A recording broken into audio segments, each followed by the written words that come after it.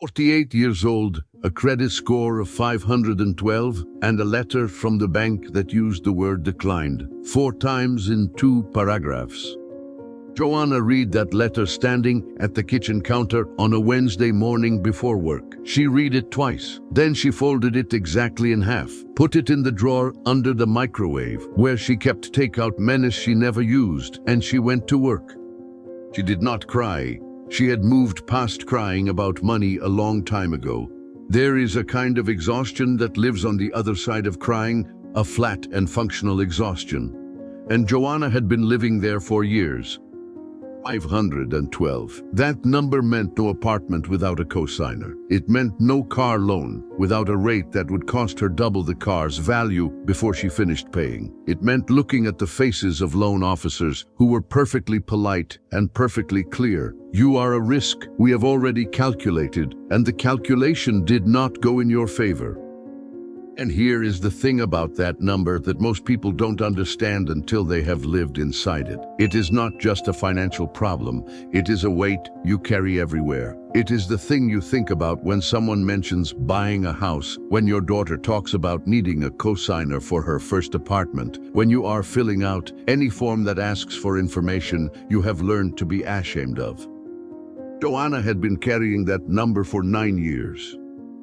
I need to tell you something about what she did. Not a big dramatic thing, not a program or a windfall or a rescue from somewhere outside herself. One thing every week for 10 months. And at the end of those 10 months, she had something she had not had in 9 years. Something that had felt so far away for so long that she had stopped picturing it. I am going to tell you exactly what that one thing was. And I am going to tell you why it worked when everything else had not. But first you need to know who Joanna is, because the number is not the story. Joanna is the story. Stay with me. Joanna Ferreira worked as a receptionist at a physical therapy clinic in a suburb outside of Houston. She had worked there for 7 years. She was the first person every patient saw when they came through the door, and she had made it her particular skill to make that first moment feel like arriving somewhere safe. She knew which patients were scared. She knew which ones were embarrassed about needing help. She knew which ones had been waiting months for an appointment and were wound-tight with the waiting. She had a way of saying, "Good morning, we have been expecting you," that settled people down before they reached the desk. Nobody had asked her to develop this skill. She had just developed it the way she developed most things, quietly out of care, without anyone noticing. She was a small woman with strong hands, the kind of hands that come from years of practical work, and she wore her hair in 2 braids, pinned up at the back of her head every day, the same style she had worn since her 30s, because it was neat and it held, and she had learned not to spend time or money on things that required constant maintenance when neither time nor money was in great supply. The left braid had a small silver clip on it, a clip shaped like a leaf that had belonged to her mother. It was the only jewelry she wore to work. She had worn it every day for 11 years, since her mother died. When she got dressed in the mornings, she put in the clip last, the way you save the one certain thing for when the rest of the getting ready is done. She rented a small house, 2 bedrooms, that she shared with her daughter Priya, who was 24 and working and trying in the same way young women try when they have watched their mothers manage hard things and have inherited both the strength and the weight of that watching. In the drawer of Joanna's bedside table, beneath a phone charger and 2 pens that no longer worked and a bottle of hand cream she had almost finished, there was a folded piece of paper. On the paper, a number, not a debt number, not a bill number, not a score, a goal number, written in pen, circled twice, 680. 680 was not a fortune. 680 was not even a good credit score by the standards of people who had never watched their score fall. At 680 was the number the credit union down the street had told her in a conversation 2 years ago with a loan officer named Sandra, who had been more honest with her than anyone at a bank had ever been, was the number that would open doors that were currently closed. Not all doors, just some, just enough. Joanna had written that number down 2 years ago and put it in the drawer and looked at it occasionally and felt the distance between 512 and 680, the way you feel a distance that you have not yet figured out how to cross. She did not know yet that the crossing was not one long journey. It was one step every week for 10 months. The credit score had not collapsed in one day. That is the thing about this kind of damage. It happens the way a wall develops cracks, slowly, invisibly, until one morning you look at it and realize the whole thing has shifted. It had started with her marriage ending 9 years ago. Not a dramatic ending, a slow one, which is in some ways harder, because slow endings do not come with clear dates and clear moments where you can say, this is when it broke. The finances had been in both their names for 11 years. When the marriage ended, the debts did not divide cleanly. Her ex-wife had agreed to handle certain accounts. She had not handled them. By the time Joanna understood what had happened, 3 accounts had gone to collections and the damage was done. She had spent years paying those debts down, slowly, on a receptionist's salary, with a daughter in high school, then community college, with rent that went up twice in 4 years, with a car that needed $2,300 in repairs in 1 calendar year. At the time she saw the number in the 40s, it had climbed to the low 500s, and she had told herself she was making progress. She was making progress. The progress was just so slow that sometimes she could not feel it at all. The letter she received on the Wednesday morning in March was for a credit card she had applied for through her bank, a secured card, the kind where you put down a deposit and the limit matches the deposit. She had been told it was the most accessible way to begin rebuilding. She had applied. She had been declined for a secured card, a card that required her own money as collateral. She put the letter in the drawer under the microwave. She went to work.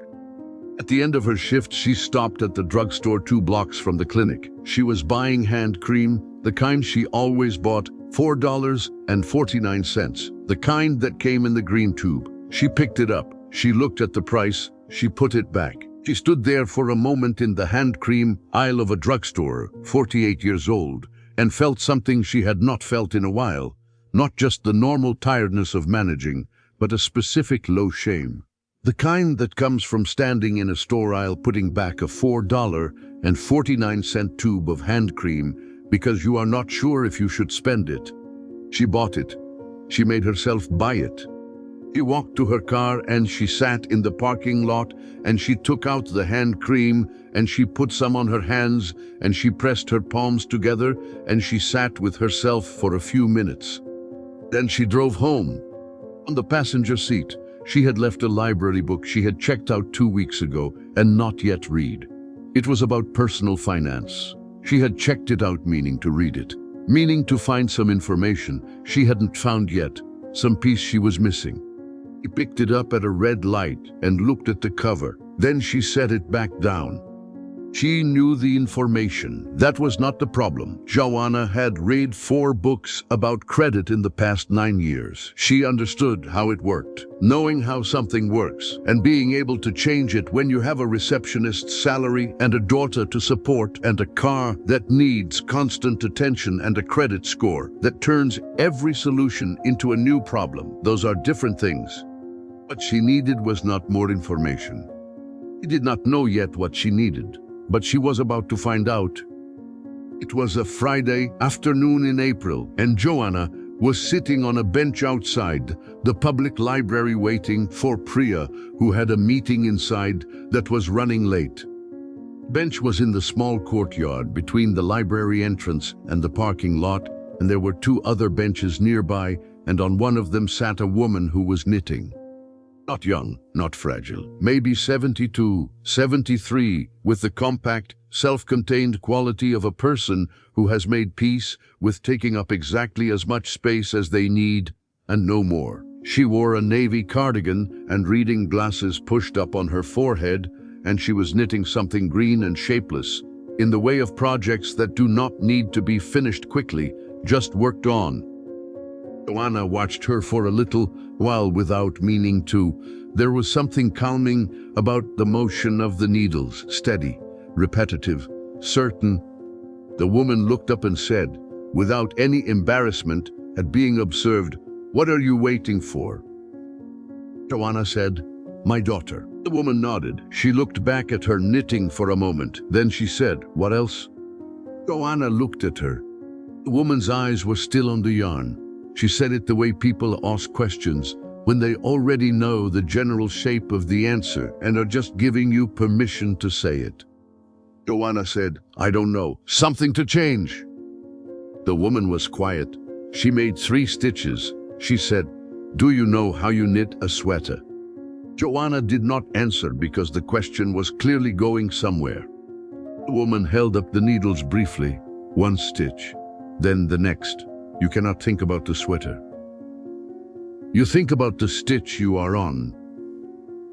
The sweater takes care of itself. She went back to the green shapeless thing in her hands. Joanna sat with that for a moment. She thought about the library book on personal finance sitting on her passenger seat. She thought about the number 680 in the drawer. She thought about 512 and 9 years of knowing the problem and not being able to solve it fast enough. She said, "What if you've been knitting for 9 years and the sweater doesn't look any different?" The woman stopped knitting. She looked at Joanna directly. She said, "Are you looking at the stitch or the sweater?" She went back to her work. Joanna did not speak again. She sat on that bench until Priya came out, and she was thinking about 1 stitch, and the stitch after that, and whether she had spent 9 years staring at the sweater instead of doing the work that was actually in front of her. When she got home, she opened the bedside drawer. She took out the paper with 680 written and circled twice. She looked at it. 1 stitch, then the next. She put the paper on top of the drawer instead of inside it, where she could see it. And on Sunday, her first day off that week, she sat at the kitchen table and she did 1 thing. Here is what Joanna learned over 10 months of doing 1 thing every week. Not from a book, not from a financial advisor who had never had a credit score below 600, but from doing it. The first thing she learned was that the problem was not as abstract as it felt. It had specific pieces, and specific pieces can be addressed specifically. She had been treating the credit score like a weather system, something that happened to her, something she could monitor, but not change. The first week she sat down and listed every account that was affecting her score. Not the amounts, not the history, just the names and the current status. 4 accounts. 2 in collections, 1 with a high balance relative to the limit, 1 closed account that was still reporting. 4 pieces, not a weather system, 4 pieces. The second thing she learned was about the phone calls she had been avoiding. Joanna had 2 collection accounts that had been sitting for years because calling collection agencies is one of the most demoralizing experiences a person can have, and she had been deferring that demoralization as long as possible. In month 2, she called the first one. She was on hold for 19 minutes. She was transferred twice. She spoke to 3 different people, and at the end of that call, she had a payment arrangement for $83 a month that would resolve the account in 8 months, and a promise in writing that the account would be marked satisfied upon completion. $83 a month. She had been afraid of that call for 2 years because she did not know what $83 a month looked like. Now she knew.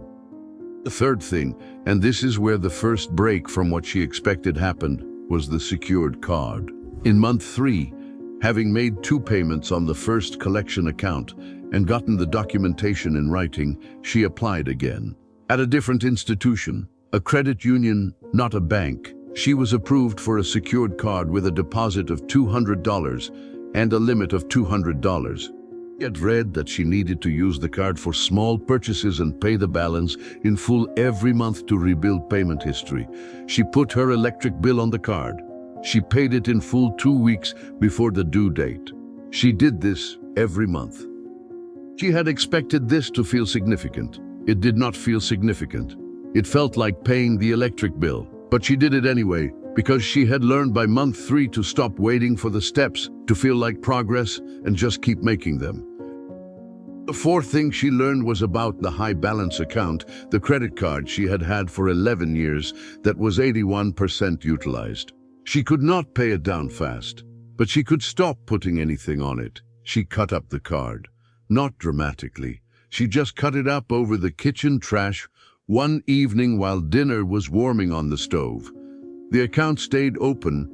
The balance began, slowly, to affect her score less severely as her payment history improved. Fifth thing she learned was the hardest. In month 6, Preya got sick. Not catastrophically sick, but sick enough to miss 2 weeks of work and need a doctor visit and a prescription that cost $117 out of pocket. Joanna paid it. She did not touch the secured card deposit. She did not miss the collection account payment. She rearranged everything else around those 2 fixed things, the way you rearrange furniture around a load-bearing wall. She ate rice and beans for 11 days. She is not embarrassed about that. She told me so herself. The sixth thing, the one I have been holding since the first sentence, the thing that changed at the end of 10 months, the thing that had felt impossible for 9 years. Joanna checked her credit score on a Tuesday evening in January. She did it the way she had been doing it monthly for 10 months, sitting at the kitchen table with her phone, bracing slightly, the way you brace for news you are no longer sure will be bad but whose goodness you cannot yet trust. 627. Not 680. Not the magic number yet, but 627, up from 512 in 10 months of one thing per week. No windfalls, no rescue, no luck that had not been manufactured stitch by stitch from a bench outside a library on a Friday afternoon. She sat at the kitchen table and she read the number 3 times. 627. And then she did something she had not done about money in a very long time. She smiled, not because everything was fixed, because she could see, for the first time in 9 years, that the sweater was taking shape. Bloco 6. Transformação. Spring, things were different in ways that were visible and ways that were not. Visible things. The first collection account was closed and marked satisfied. She had called the second collection agency and begun a payment arrangement there too. The secured card balance paid in full every month. 12 consecutive months of on-time payments had created a payment history that was beginning to anchor the rest of the picture. Invisible things. Joanna stopped dreading the mailbox. This sounds small. It was not small. For 9 years, she had felt a low current of dread every time she walked to the mailbox, the particular dread of someone who does not know what the envelope might say and has learned to assume the worst. That current went quiet, not because the news was always good, because she was no longer passive. She knew what was in the envelopes because she was managing the accounts herself every week, one thing at a time. Sandra, the loan officer at the credit union, who had told her 2 years ago what number to aim for, remembered Joanna when she called in March. She actually remembered her. Joanna told her the score. Sandra said, "You did that in 10 months." Joanna said yes. Sandra said, "Come in." Joanna went in on a Thursday afternoon, after her shift, still in her work clothes. The braids pinned up, the silver leaf clip on the left one. Sandra looked at her full picture, the remaining collection account, the secured card history, the utilization. She said the score was not yet at 680, but the trajectory and the payment history together told a story that she could work with. Joanna did not get a mortgage. She was not ready for that. What she got was a small personal loan, $2,500, at a rate that was still higher than she would have liked, but lower, significantly lower, than anything she had been offered in 9 years.